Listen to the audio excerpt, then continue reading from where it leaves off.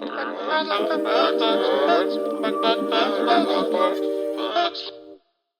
hello everybody, it's Jared with Literature in Robes, back to do another book review with you all. Thanks for joining me today. Yeah, boy. Today we have a new review for a book that is a part of the Southern Reach series, books written by Jeff Vandermeer. The first book is Annihilation, and there was a movie with Natalie Portman out there that did I don't know. It sort of did pretty good at representing some of Jeff Vandermeer's ideas from the Area X trilogy. The Southern Reach Trilogy, I think, is the official name, but a lot of people know it from the Area X moniker that comes along with it. So this new book is called Absolution. It just came out. Annihilation, Authority, and Acceptance were the first three, and Absolution is a prequel book that goes back to prior to Area X becoming a governmental scientific research site that nobody really understands. One thing you have to understand about these books is they're about the most trippy reading I've ever experienced. I'm freaking out, man. And that's not just solely in how the world is built, but Jeff Vandermeer is an author that really pays attention to the five senses and how to distort these five senses. He knows how to deftly write through some really odd, weird things that you would have a difficult time imagining on your own without his help. And I think Jeff Vandermeer gets this label as a weird fantasy author, like emphasis on the weird. Kind of weirding me out. These stories all revolve around this genetic mutation, transformation, science fiction, fantasy. I don't know how to describe it. It's really out there. It almost feels like tripping balls while you're reading it. What's happening? Just kick it in. Here it comes.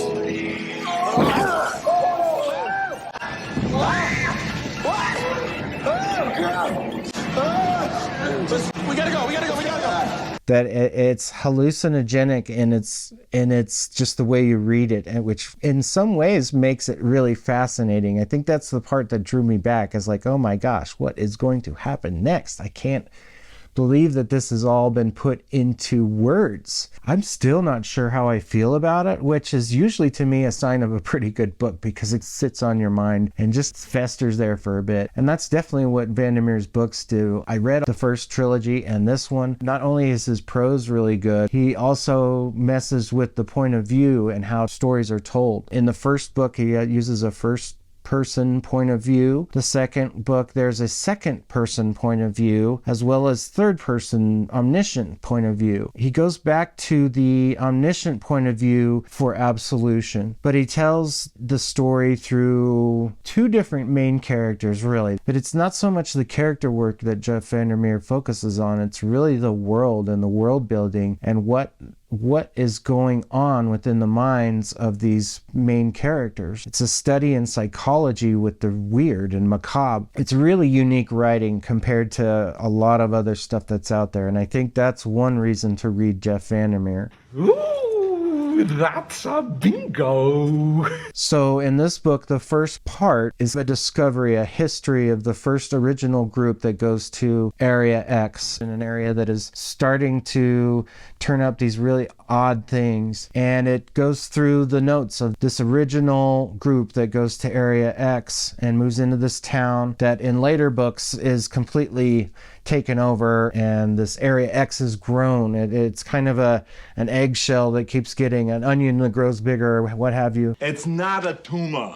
And this goes through the first part of them kind of coming along and discovering Area X and how it's doing things to not just people and their mindsets, but to other creatures and other flora and fauna in the area. Things are being mutated and cross-mutated, and there's molding between organic and inorganic materials that somehow become life. Area X is this weird, strange phenomena, and I don't want to say how or why, because you do find that out by the end of the trilogy after this. I would say this is book 4, but it's really more like a book 1. But I would read the first 3 books and then this one, kind of like Star Wars, you know, read episode 4, 5, and 6 and then go back to, yeah. Anyway. I don't like sand.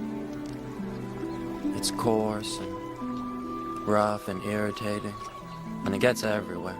Kill me. It goes back, talks about this research that this character, Old Jim, is doing about the first people that came to kind of give himself an idea of what this world is all about. And he has superiors that have assigned him to actually go and check these things out. There's some questions left from the research. And when he gets there, it's not what it seems. The main character is a really tragic person. A lot of bad things have happened to them. They've done a lot of bad things in their life in order to kind of come to where they are today, to be this investigative spy like CIA person. And you sort of read through his emulsion and his dissolution and his immersion into the existence of all things in this Area X place. The main character has a hard time distinguishing between fantasy and reality. It's an exploration of that mostly.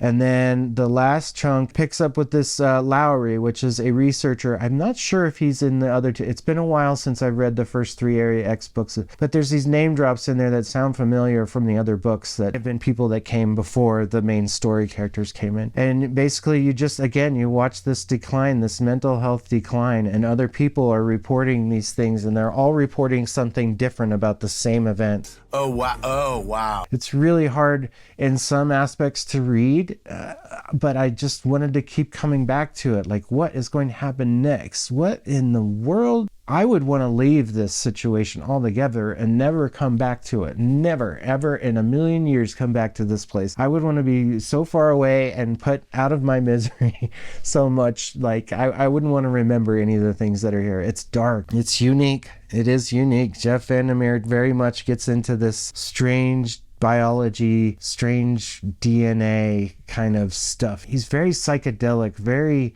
I don't know how to describe it, but it seems like a lot of Jeff Vandermeer's books are really well written on really hard topics, and he manages to fill up books with these hard topics. It's really best to sit and read through it with little interruption if possible. It's hard to immerse yourself in the world if you don't have a way to eliminate distractions, and Jeff Vandermeer reads best, I think, like that. Really, if you can put your time and energy into focusing on what he's presenting, you have a better time of it. And I think that was what helped me get through Absolution, was that I was able to kind of get myself in a place where I could just read the stuff on the page because it was so odd and so weird. It's tough for me to recommend unless you enjoy good prose. The characters were kind of dark and jaded, upsetting. There wasn't anything heroic necessarily about their actions, just their mere survival and motivation to try to make it through these situations, not knowing what comes next. But if you're not looking for, a traditional story where it has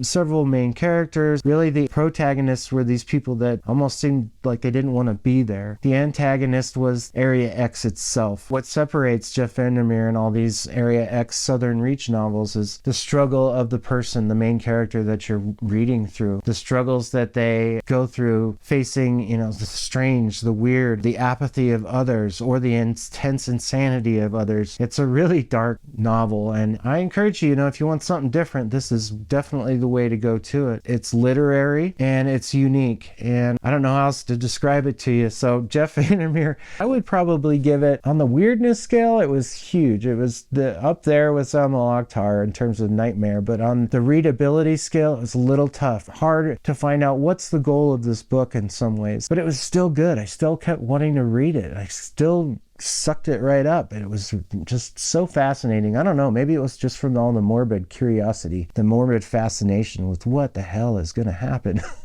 So thanks, Jeff. What the hell is wrong with you, you sick bastard? You're kind of in your own niche, man. That's you. So I would give this book a score of 4.5 robes out of 5. I think it satisfied an itch, but it was so strange. Again, I think the lack of main character, it was so weird, so non-tropey in its presentation that I think I'm still kind of reeling from it a little bit, but I still enjoyed it. So I still think 4+ rating, 4.5 seems right for it. So gosh, guys, if you're really curious about reading something something weird and out of the wheelhouse you normally would, at least for in most stories that are out there, go ahead, pick up Jeff Vandermeer. He is a strange idea guy. So thank you guys for checking in today. I hope you enjoyed this review. Please leave a like, subscribe, and a comment down in the comments. If you've read Jeff Vandermeer, I'd love to hear your take on his weird style. I'd love to know what you guys think of his storytelling. Is it as different as the way I described it? I don't know. But appreciate you guys for stopping by. And you know our motto here is always keep reading.